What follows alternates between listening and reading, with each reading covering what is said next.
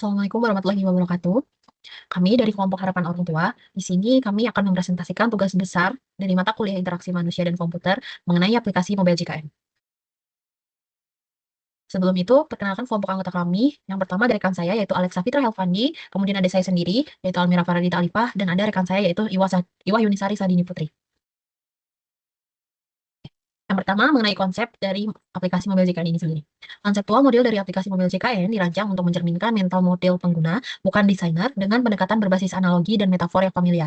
Struktur navigasi dan elemen antarmuka menggunakan konsep seperti buku panduan, digital dan loket layanan kesehatan yang memudahkan pengguna dalam mengakses informasi dan layanan JKN secara intuitif. Setiap fitur didefinisikan dengan jelas seperti menu utama yang menyerupai kategori layanan di fasilitas kesehatan, serta icon-icon yang menggambarkan fungsi spesifik seperti antrean online dan pembayaran iuran. Model ini dibangun berdasarkan hasil hierarchical task analysis, memastikan bahwa setiap tugas yang dilakukan pengguna seperti pengecekan status kepesertaan atau pendaftaran layanan dapat diselesaikan dengan alur yang efisien dan minim hambatan kognitif. Selanjutnya, pada menu utama. Perubahan desain menu utama dari tampilan icon tersebar menjadi menu drop-down yang terkelompok membuat aplikasi mobile JKN sendiri menjadi lebih terstruktur, ringkas, dan mudah digunakan. Pengelompokan fitur ke dalam kategori seperti informasi peserta, pelayanan kesehatan, dan pembayaran membantu pengguna memahami fungsi aplikasi tanpa kebingungan, terutama bagi pengguna baru atau lansia. Tampilan baru juga lebih bersih dan profesional, mengurangi kekacauan visual dari icon warna-warni yang padat. Dengan navigasi yang lebih jelas dan fokus, pengguna diharapkan dapat lebih cepat menemukan layanan yang dibutuhkan, meningkatkan pengalaman dan efisiensi dalam menggunakan aplikasi. Kemudian, pada menu yang pertama yaitu informasi peserta dan program, dan di mana di dalamnya ada sub-sub menu yaitu ada info program JKN, info peserta, penambahan peserta, dan perubahan data peserta. Pada submenu yang pertama yaitu info program JKN. Desain sebelumnya menampilkan tampilan yang lebih visual dengan ilustrasi, icon dengan warna gradasi hijau yang menarik secara estetika, namun bisa mengganggu fokus dan kurang ramah bagi pengguna dengan keterbatasan kognitif atau visual. Sementara desain setelah justifikasi tampil lebih minimalis, sederhana dengan tata letak satu kolom vertikal, warna netral, dan tanpa elemen ilustratif sehingga meningkatkan keterbacaan, konsistensi, dan kemudahan navigasi. Penambahan breadcrumb juga mempermudah pengguna memahami lokasi halaman yang sedang diakses. Secara keseluruhan, desain baru lebih fokus pada fungsi dan aksesibilitas dibanding tampilan visual semata. Pada submenu yang kedua yaitu info peserta. Desain sebelumnya menampilkan tampilan yang lebih menarik secara visual dengan penggunaan avatar ilustratif, latar berwarna gradasi, serta informasi peserta yang lebih lengkap dalam satu kartu. Namun, hal ini bisa membuat tampilan terasa padat dan kurang fokus. Sebaliknya, desain setelah justifikasi mengusung gaya yang lebih minimalis dan fungsional dengan elemen visual yang sederhana, hanya menampilkan nama, status keaktifan, dan kelas dalam format lebih rapi dan bersih. Selain itu, penggunaan breadcrumb juga membantu pengguna memahami lokasi halaman dan keseragaman elemen, mempermudah navigasi serta meningkatkan keterbacaan terutama pada perangkat dengan ukuran layar kecil. Kemudian, sebenarnya yang selanjutnya yaitu penambahan peserta. Jika pada halaman tersebut terdapat tombol yang harus ditekan setelah pengguna melakukan scroll hingga akhir teks, maka hal ini menunjukkan adanya integrasi antara dua jenis objek control UI, yaitu read-only controls dan operable controls. Seluruh isi syarat dan ketentuan yang ditampilkan pada halaman tersebut termasuk dalam kategori read-only controls, karena pengguna hanya dapat membaca informasi tersebut tanpa dapat mengubahnya. Namun, dengan kehadiran tombol persetujuan di akhir halaman yang hanya dapat diakses setelah pengguna menggulir isi teks, maka ditambahkan pula elemen operable controls, yaitu kontrol yang mengharuskan interaksi aktif dari pengguna dalam bentuk menekan tombol untuk menyatakan persetujuan. Hal ini meningkatkan keterlibatan pengguna secara langsung, sekaligus memastikan bahwa pengguna setelah membaca keseluruhan informasi sebelum melanjutkan proses pendaftar. Tidak terdapat penggunaan selection controls dalam desain ini karena tidak ada opsi yang dapat dipilih secara eksplisit seperti checkbox, radio button, atau dropdown. Perubahan ini memperkuat aspek validasi dan tanggung jawab pengguna dalam menyetujui syarat dan ketentuan yang ada. Kemudian, submenu yang selanjutnya yaitu perubahan data peserta. Desain sebelumnya menampilkan tampilan yang kaya warna dengan latar gradasi elemen visual seperti kartu dan icon setiap data yang memberikan kesan menarik namun berpotensi membingungkan dan kurang efisien secara informasi. Sebaliknya, desain setelah justifikasi menggunakan pendekatan yang lebih sederhana dan terstruktur dengan layout yang bersih, dominasi warna netral, serta pemisahan informasi secara lebih rapi dan mudah dibaca. Informasi penting seperti nama, nick, dan kontak ditampilkan dengan jelas dalam format teks tanpa elemen visual yang lebih, sehingga meningkatkan keterbacaan, efisiensi akses informasi, dan kesesuaian dengan prinsip user-centered design. Assalamualaikum warahmatullahi wabarakatuh. Perkenalkan, nama saya Wayni Sadini Putri dengan NIM 103052330030. Di sini saya akan menjelaskan perubahan UI yang kami lakukan kepada menu pelayanan kesehatan, dan di antara lain perubahannya itu sama seperti menu sebelumnya, namun submenu yang terdapat di menu ini adalah konsultasi dokter, info riwayat pelayanan, pendaftaran pelayanan atau antrean, lalu ada info ketersediaan tempat tidur, dan yang terakhir ada info jadwal tindakan operasi. Menu pertama yaitu konsultasi dokter, bisa dilihat di PowerPoint-nya. Ini adalah tampilan sebelum dan sesudah, dan juga bagian konsultasi dan bagian riwayat. Nah, sebelum perbaikan ini, menu konsultasi dokter kelihatannya membingungkan dengan layout yang kurang terstruktur dan juga warnanya kurang menarik gitu, serta nggak menonjolkan elemen penting. Nah, setelah penerapan prinsip IMK, tampilan diperbarui menjadi lebih modern dan juga dengan layout terorganisir, icon dokter yang representatif, tombol aksi yang jelas dan operable, serta panduan yang membantu pengguna memahami alur konsultasi. Warna kontras dan ilustrasi visual yang memperjelas informasi, sementara navigasi menjadi lebih mudah dengan adanya pemisahan antar bagian. Selanjutnya ada submenu info riwayat pelayanan. Nah, tampilan lama pada menu ini tidak menampilkan informasi riwayat secara datar dan tidak interaktif, membuat penggunanya sulit untuk melacak pelayanan sebelumnya. Setelah diperbarui, informasi disusun dengan layout tabel yang rapi, penggunaan icon dan juga serta adanya warna yang membedakan jenis layanan. Data adanya feedback visual ketika data dimuat. Kontrol untuk pencarian riwayat menjadi lebih mudah dioperasikan dan navigasi antar halaman riwayat lebih intuitif. Panduan teks kecil turut ditambahkan untuk menjelaskan fungsi setiap elemen. Selanjutnya adalah submenu pendaftaran pelayanan. Setelah diperbaiki, tampilan menu pendaftaran tampak padat dengan elemen form yang terlalu berdekatan dan kurangnya penekanan pada tombol utama. Setelah perubahan, form diatur ulang dengan layout yang lebih lapang. Setiap kolom input dilengkapi dengan label dan placeholder sebagai guidance, serta tombol daftar diberi warna mencolok untuk menonjolkan aksi utama. Sistem memberikan feedback saat data berhasil dikirim, dan navigasi antar halaman pendaftaran menjadi lebih mudah. Icon kecil digunakan untuk memperjelas jenis data, seperti kalender untuk tanggal. Di sini saya lupa memasukkan adanya error prevention untuk form yang belum terisi semuanya gitu. Jadi kalau misalnya belum keisi semua inputannya, nanti akan ada warning gitu. Selanjutnya ada submenu info ketersediaan tempat tidur. Pada versi sebelumnya, informasi tempat tidur sulit dibaca karena layout dan warnanya tidak efektif. Setelah didesain ulang, informasi ditampilkan dalam layout grid atau tabel yang rapi dengan kode warna yang menandai status, tersedia atau penuh. Dan ikon tempat tidur digunakan untuk mempercepat pemahaman visual. Pengguna dapat berinteraksi dengan filter atau drop-down yang operable untuk memilih ruangan tertentu serta mendapatkan feedback langsung jika kamar penuh. Navigasi antar jenis kamar juga ditingkatkan dengan tab yang lebih jelas. Submenu terakhir di menu pelayanan kesehatan yaitu info jadwal tindakan operasi. Sebelum perbaikan, jadwal operasi ditampilkan seperti daftar biasa tanpa hierarki visual, sehingga menyulitkan pembacaan cepat. Setelah ditingkatkan dengan konsep IMK, menampilkan jadwal dengan layout kalender atau list yang lebih rapi, dengan icon tindakan medis yang berwarna berbeda untuk jenis tindakan, operable control seperti tombol filter, tanggal dan pencarian ditambahkan, serta pengguna mendapatkan feedback saat memilih jadwal. Guidance juga diberikan dalam bentuk penjelasan singkat mengenai setiap kolom jadwal agar mudah dipahami.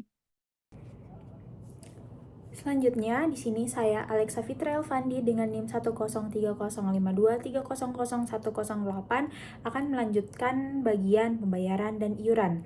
Nah, sama seperti submenu sebelumnya, dalam menu utama ini kami membuat dalam bentuk drop down. Jadi, pada menu pembayaran dan iuran terdapat 4 submenu lain, yaitu info iuran, pendaftaran auto debit, info riwayat pembayaran, dan info virtual account. Submenu ini digabungkan dalam satu menu utama agar memudahkan pengguna yang berfokus dalam hal transaksi. Selanjutnya kita masuk pada submenu yang pertama yaitu info iuran. Perubahan desain UI pada fitur info iuran dilakukan untuk meningkatkan kejelasan informasi, kemudahan navigasi, serta efisiensi interaksi pengguna.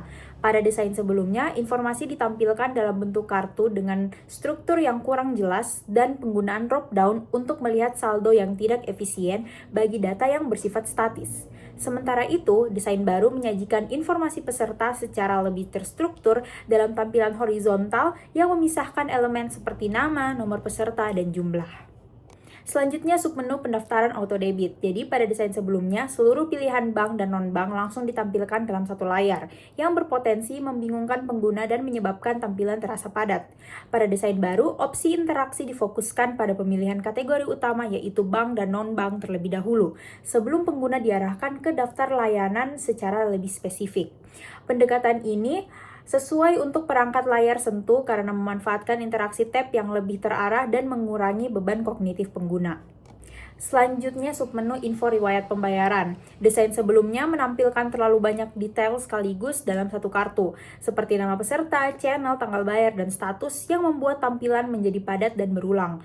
Pada desain baru, informasi yang ditampilkan disederhanakan dan difokuskan pada elemen yang paling esensial, yaitu tanggal pembayaran, status, nominal, dan channel yang ditata secara hierarkis dalam satu kartu bergaya blok. Kemudian submenu yang terakhir yaitu info virtual account. Nah, pada desain sebelumnya, informasi ditampilkan dalam bentuk paragraf panjang dengan kombinasi teks bebas dan daftar nomor virtual account yang cenderung padat serta kurang fokus, sehingga dapat membingungkan pengguna saat mencari informasi yang dibutuhkan. Pada desain baru, seluruh nomor virtual account disusun dalam bentuk daftar dengan format yang seragam dan dibungkus dalam satu kartu informasi berjudul No Virtual Account yang memudahkan pengguna untuk langsung fokus pada elemen utama tanpa gangguan dari informasi tambahan yang kurang relevan. Kemudian pada submenu ini kami menambahkan message berupa time operation saat sedang mengunduh data pengguna tentang info iuran. Selanjutnya adalah menu pengaduan dan administrasi. Sama seperti menu-menu sebelumnya, ini juga diperbarui dengan submenu yaitu pengaduan layanan JKN dan juga info lokasi fasilitas kesehatan. Lalu untuk menu pengaduan layanan JKN, pada tampilan awalnya itu menu pengaduan layanan JKN tampak monoton, tanpa struktur yang jelas dan minim elemen visual yang membantu pengguna. Penggunaan warnanya kurang efektif dan juga kontrol pengisian pengaduannya tidak intuitif. Serta menerapkan prinsip PMK, tampilan diperbaiki dengan layout form yang lebih lapang, ikon pendukung untuk tiap kategori pengaduan, serta penggunaan warna yang menekankan prioritas informasi. Kontrol seperti drop-down dan tombol kirim menjadi lebih operable dan juga responsif, disertai feedback saat data berhasil dikirim atau jika terjadi kesalahan. Panduan berupa teks pendek ditambahkan untuk menjelaskan maksud tiap kolom, dan navigasi antar halaman dibuat lebih ringan dan mudah dipahami. Submenu terakhir dari menu pengaduan dan administrasi yaitu info lokasi fasilitas kesehatan. Sebelum penerapan prinsip PMK, tampilan info lokasi Vaskes tampak statis, hanya berupa teks alamat tanpa elemen interaktif atau pemandu visual yang membantu pengguna memahami lokasi fasilitas kesehatan. Penggunaan warna pun tidak mendukung pembacaan cepat dan tidak terdapat ikon atau gambar untuk memperjelas konteks. Setelah diperbarui, menu ini menyajikan informasi lokasi dengan peta atau visual pendukung, ikon Vaskes, dan warna penanda wilayah. Kontrol seperti tombol lihat di Maps menjadi operable dan mulai dikenali, serta navigasi antar Vaskes dipermudah dengan filter lokasi. Feedback ditambahkan saat pengguna memilih wilayah dan panduan kecil menjelaskan cara menggunakan fitur pencarian lokasi. Layout keseluruhan menjadi lebih informatif dan nyaman diakses baik oleh pengguna baru maupun lama. Sekian dari saya. Wassalamualaikum warahmatullahi wabarakatuh. Kemudian pada menu yang terakhir yaitu ada kesehatan dan gaya hidup, di mana ada beberapa submenu di dalamnya seperti bugar, kemudian rehab atau cicilan, screening riwayat kesehatan, dan minum obat. Pada submenu yang pertama, yaitu rencana pembayaran bertahap. Perbedaan antara desain sebelumnya dan desain setelah justifikasi terletak pada penyederhanaan elemen visual dan peningkatan keterbacaan informasi. Desain sebelumnya menggunakan ilustrasi dompet dengan koin serta latar belakang gradasi warna yang menarik secara visual namun berpotensi mengalihkan fokus pengguna dari konten utama. Sementara itu, desain setelah justifikasi mengusung pendekatan minimalis dengan tata letak yang lebih rapi, penggunaan warna netral, serta penekanan pada informasi program dalam bentuk kotak teks yang jelas, sehingga meningkatkan fokus pengguna terhadap isi dan memperkuat fungsionalitas antarmuka secara keseluruhan. Kemudian, pada submenu screening riwayat kesehatan.